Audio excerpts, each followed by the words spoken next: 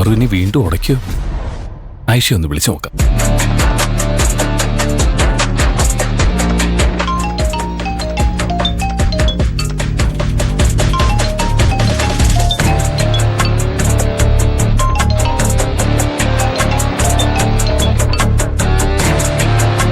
Hello പ്രിയൻ.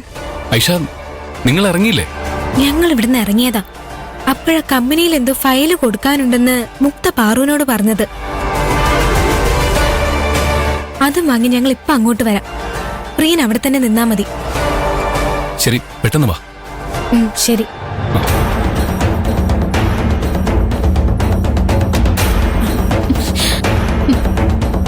പാറു, പാറു, നിന്റെ തലവേദനയുടെ കാരണം എനിക്ക് മനസ്സിലായി.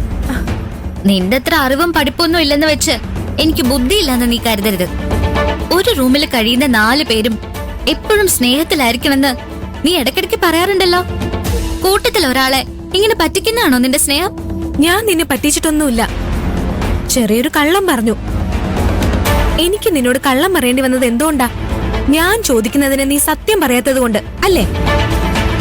പ്രിയന്റെ മുന്നിൽ ചെല്ലാതെ നീ ഒഴിഞ്ഞു മാറി നടക്കുന്നോണ്ട് അല്ലേ? നിന്റെ മനസ്സിലുള്ള കാര്യം ഞങ്ങളോടോ പ്രിയനോട് നീ തുറന്നു പറഞ്ഞിരുന്നെങ്കിൽ എനിക്കിന്ന് നിന്നോട് ഇങ്ങനെ കള്ളം പറയേണ്ടി വരുമായിരുന്നോ? എന്റെ മനസ്സിൽ എന്തെങ്കിലും ആയിക്കോട്ടെ, അത് അറിഞ്ഞേ പറ്റൂന്ന് അയാള് വാശി പിടിക്കുന്ന എന്തിനാ? നീയും മീരയും ജെനിഫറും ഒക്കെ വാശി പിടിക്കുന്ന എന്തിനാ? പറയാൻ താല്പര്യമില്ലാത്ത ആളെ അയാളുടെ വഴിക്ക് വിട്ടേക്കണം. അല്ലാതെ നിനക്ക് പറയാൻ താല്പര്യമില്ലെങ്കിൽ നീ പറയണ്ട. ഞാനോ പ്രിയനോ ആരും ഇനി അതിനെക്കുറിച്ച് നിന്നോട് ചോദിക്കേയില്ല. ഞാൻ ഉറപ്പ് തരാം. പക്ഷെ പ്രിയന് പറയാനുള്ളത് കേൾക്കാൻ നീ തയ്യാറാവണം. അയാൾക്ക് പറയാനുള്ളത് ഞാനെന്തിനു കേൾക്കണം? അയാൾ എന്റെ ആരാ? അയാൾ എന്തിനാ എന്റെ കാര്യത്തിൽ തലയിടുന്നതാ എനിക്ക് മനസ്സിലാവാത്തത്. പാറു, ഏതോ ഒരാള് വന്ന് നിന്റെ മനസ്സിലുള്ളത് മുഴുവൻ തുറന്നു പറയാ ആയിഷ എന്ന് പറഞ്ഞാ നിന്റെ മനസ്സിലുള്ളതൊക്കെ നീ അയാളോട് തുറന്നു പറയോ? പക്ഷെ പാറു, പക്ഷെ കക്ഷിയെന്നൊന്നും പറയണ്ട. ഞാൻ ചോദിച്ചതിന് മറുപടി പറഞ്ഞാ മതി. നീ അയാളോട് തുറന്നു പറയോ? ഇല്ല. നീ അയാളോട് പോയി പണി നോക്കാൻ പറയും അല്ലേ?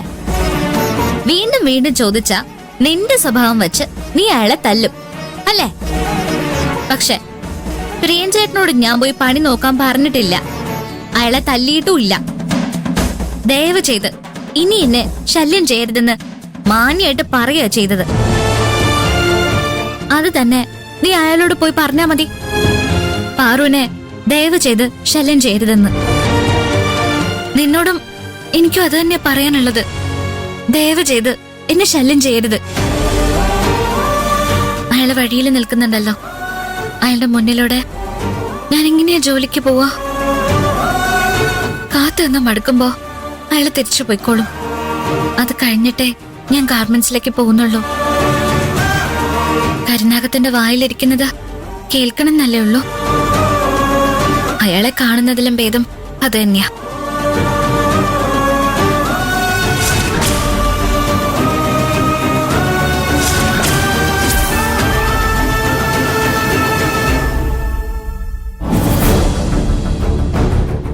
മിനിറ്റ് കൊണ്ട് വരാന്ന് പറഞ്ഞിട്ട് അവരെ കാണുന്നില്ലല്ലോ. അവളുടെ ഗന്ധർവൻ ഞാനാണെന്ന് പറഞ്ഞ് പാർവതി വിശ്വസിക്കണമെന്നില്ല. കുറേയേറെ ചോദ്യങ്ങൾ ചോദിക്കാനും ചാൻസ് ഉണ്ട്.